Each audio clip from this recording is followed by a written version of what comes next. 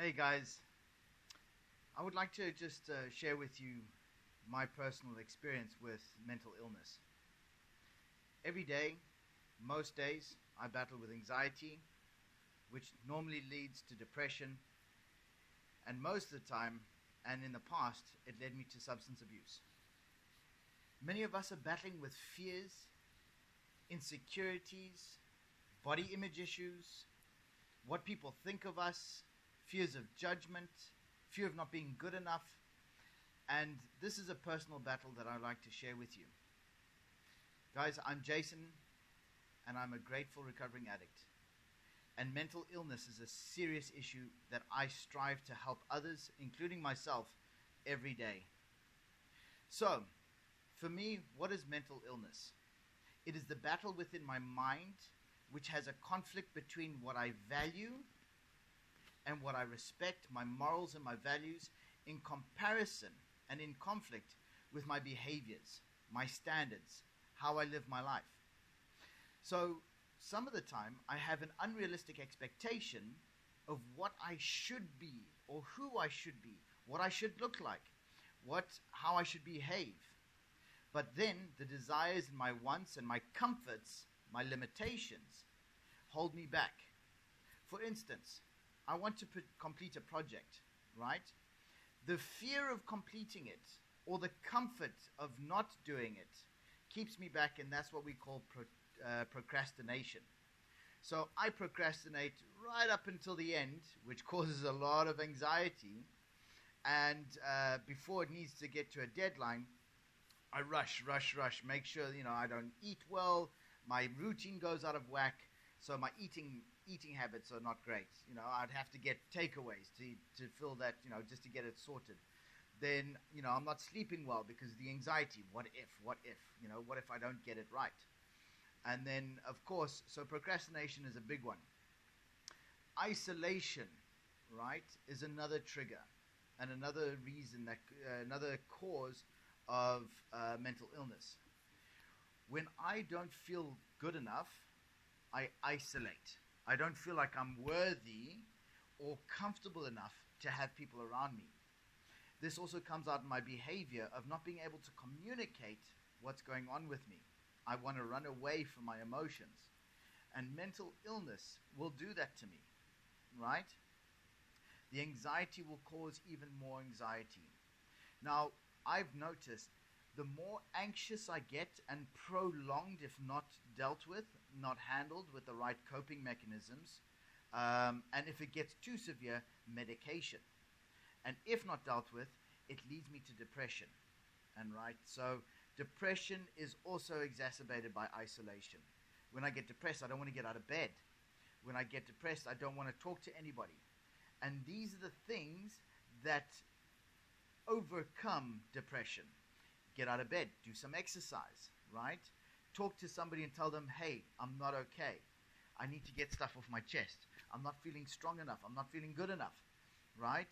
And talking to people about these situations relieves the pressure of trying to perform and to become somebody, this expectation of something that I'm not. Okay, so mental illness is poor coping mechanisms on my behalf, right? Something I heard the other day is, if you are striving to be something that you want to be, that person, that successful person that you want to be, and are not achieving it, this will lead to those negative, maybe not negative, but difficult emotions, right?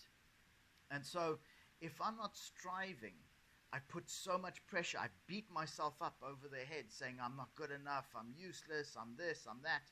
And that inside causes my internal person to not want to do anything, not want to fight for anything. I lose hope, I become I become angry at myself. I become self-loathing. And when I get to a state of self-loathing, what do you think I'm going to do to cope with that emotional and internal struggle and that pain? That's right. Abuse substances. What's the fastest thing to instantly cure that emotional pain? Most of our society knows this. Alcohol abuse, right? It gives us this false sense of confidence. Yeah? We know it as Dutch courage. Okay? It allows us to feel more comfortable in social settings. We can become somebody who we're not when we're abusing substances. The only problem with what this leads to is that we believe that this is our solution. And not before long, that solution becomes even more of a problem, because the behaviors we portray when we are under the influence completely conflicts with our morals and our values, further putting us in a spiral of more despair, depression, and hopelessness. That is why our country is seeing so many people suffering with suicidal tendencies and actual suicides, right? We're seeing a lot of abuse within households. Yeah, you can see this gender-based violence, right? I truly believe, in my heart of hearts, the reason why I became abusive in my own personal relationship was because I was abusing myself. You know, there's an age-old saying that says, "Love thy neighbor as thyself." What if we flip that? Hate thy neighbor as thyself. We treat others the way that we treat ourselves on the internal. So, how are we going to combat this mental illness? Right, it's simple steps, coping mechanisms. Number one, it starts with community. Yeah? We've got to find people that we need to talk to on a day-to-day basis about how we're feeling, what are our thoughts, and how are we behaving, how are we coping with those mechanisms. What are the behaviors we're portraying, which is what we call warning signs. Yeah? You know, am I lying? Am I manipulating? Am I stealing? Am I trying to control something with my eating? Am I gambling too much? Am I seeing that I'm drinking too much? Am I using illegal or legal drugs to cope with these mechanisms? Am I abusing them, self-medicating and self-soothing? Yeah? Are my sexual behaviors out of control? These are all warning signs that teach us that we have a problem on the inside. Yeah? And to deal with those problems, it is all about picking up the phone saying, "Hey, I'm not okay. Something's not okay on the inside." I remember having a profound conversation with my mother one day, and she said, "Jason, you have a serious drinking problem." I didn't know it at the time, how profound this was. But I replied to my mom, I said, "You don't understand. Drinking is not my problem. Drinking is not my problem. Drinking was my solution. Mom, I have a problem within me that needs me to drink the way I do, because it helps me run away from who I am." Right?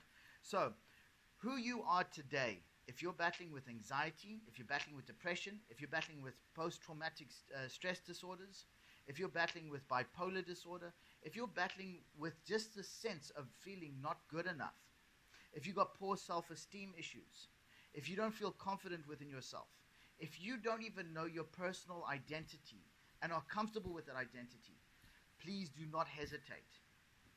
Give us a shout. Give us a call.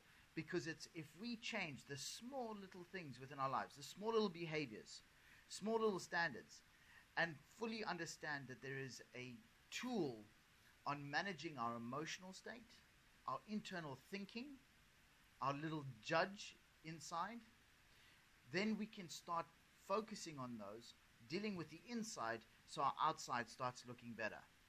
Yeah? And I'm talking about our circumstances, our situations, how we treat others, how others start to treat us. Yeah? Don't forget, a hurt person hurts people. Let's stop hurting everybody else around us, especially ourselves. Guys, I am Jason Down, and I'm the founder of the Recovery Design Program and the NowWhat Relapse Prevention App and Recovery Program online. We are here to help. We've been there, we stole the t-shirt, we lied about it, we tried to sell it. Because why? We needed to feel better about ourselves.